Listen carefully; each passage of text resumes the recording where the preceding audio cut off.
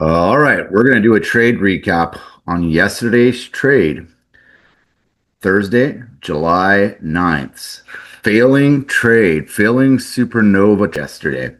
We're going to look right now at that entry on the 1 minute. I'm going to walk you through the reasonings behind taking it and also showing you how to avoid this kind of trade. It was in the PM session.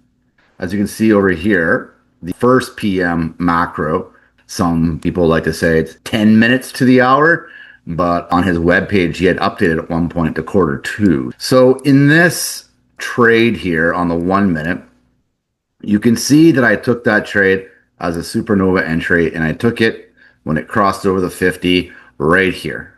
You have your three consecutive black. And the reason behind that was because we had this sort of consolidation right here after this big push up. It came and it wicked out these highs. Well, first of all, you need a target, a draw on liquidity.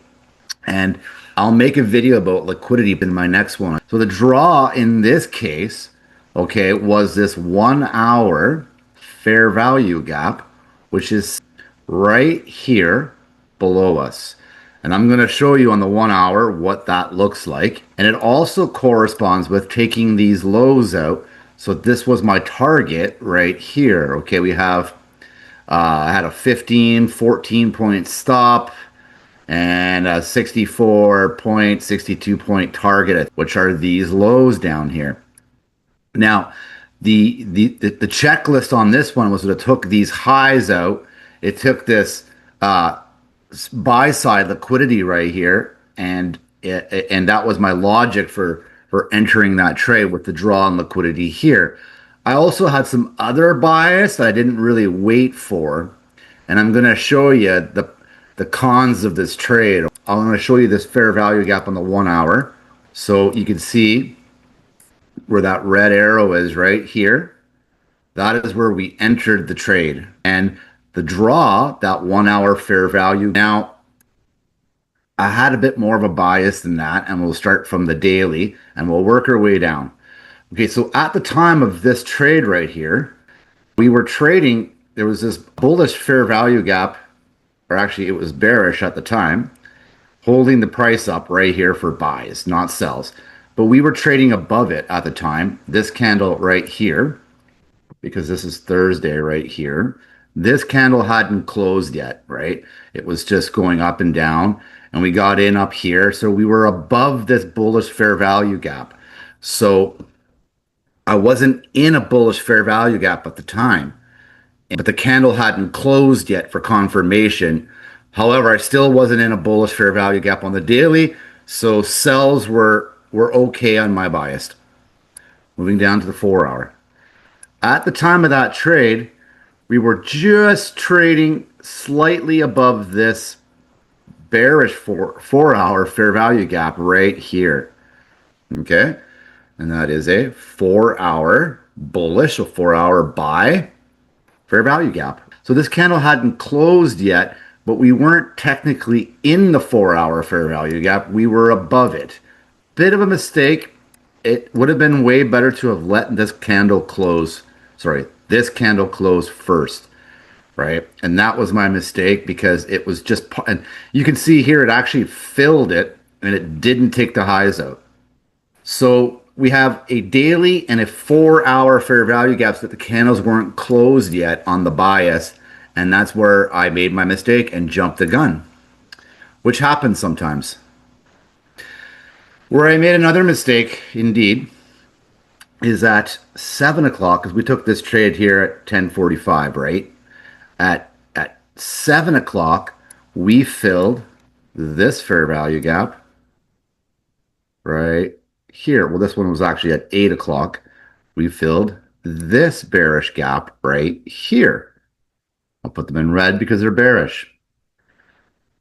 This candle right here filled this fair value gap down below it as well. So what does that mean when fair value gaps, when the body of the candle, not a wick, you let them close, and the body of the candle, that's an inverted fair value So what that means is when it fills it with the body of the candle, and when I say the body of the candle, it has to be the body and it has to close. That generally means is it's going to go for the high of the range that you're trading in. So if you look back over here, we took the trade right here. This is the high of the range right here, and that's normally the target that it tries to take is up here. Now, I'm wrong, you ask. It didn't take those highs out. Why not? You can see it came into the 15-minute fair value gap here, and what did it do? It took off down. Okay, but what that's doing? It's leaving these highs up here. There's a lot of sellers up here that got into the market. So it's leaving a liquidity pool to come back for. So this market, this is just a guess, of course, because anything is possible. We just react to things. We don't really make predictions. Well, this market going down to here and taking these equal lows right here. There's people that have stop losses down here that are buyers, and there's people that have sell limits down here, or sorry, sell stops rather. And those sell stops want to get taken and they want to drag you into deep waters this way. Okay. But once it fills this liquidity pool up here is very juicy for them to come take now. You have all these sellers up here and buy stops up here. And it went right into this 15-minute fair value gap right here. I marked it out. This fair value gap right here. I marked these two and that one all in one. Okay. And on Thursday, it came up and into it here. And then it went down afterwards. So we tried to get in. I tried to get in right here when really the draw on liquidity was right here, up here. Or the best thing to have done in this situation would be to, so I thought about it later, was just to wait to see how it reacts to the 15-minute fair value gap. Okay, and waiting would have been key. So let's see if there's another entry point that we could have waited for on Thursday after 10:45 p.m. So you can see, and here's the thing about trading, is that yes, I was, for the newer people out there, yes, I was correct about a sell, but the sell happened up here and it came this way at this time, 11:27. Okay. Also a time that I do not trade in at all. So I just walked away after this trade was finished. I did not care that I lost. I lost 14 points on the day. I really don't care. It does not bother me whatsoever. But you can see you have this supernova right here. 1, 2, 3 crosses over the 50. You have displacement here, but we're not going to go over entry models quite yet. I'm going to be making some videos on them. But you have this bearish gap here that displaced over this low right here. Apologize. You have this high, high, low, and you got your high, and it took out the high of this range here. So you have I'm just going to skim over this. You have a breaker down in here. I would say it's this candle right here, but you would use that low. So you have a breaker block right here. This is your breaker. It's a failed order block. Correct. Okay, there's another one right here. You could use that, but you can see it did not displace with fair value here. Again, we're not going to go over the entry too much right now. You have displacement. This fair value gap here to enter on. So your stop would go here. Again, a very nice tight stop. Actually, just above the mitigation block by a couple points. So you go to 15 here, right? And then you have the market comes up right here, enters your trade.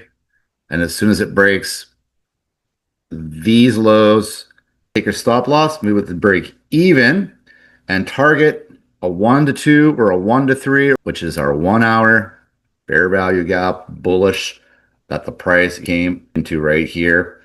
Okay, that was the draw on liquidity. So I hope that makes sense. I'm going to be making some more videos for you guys on the entry models, and have a great day.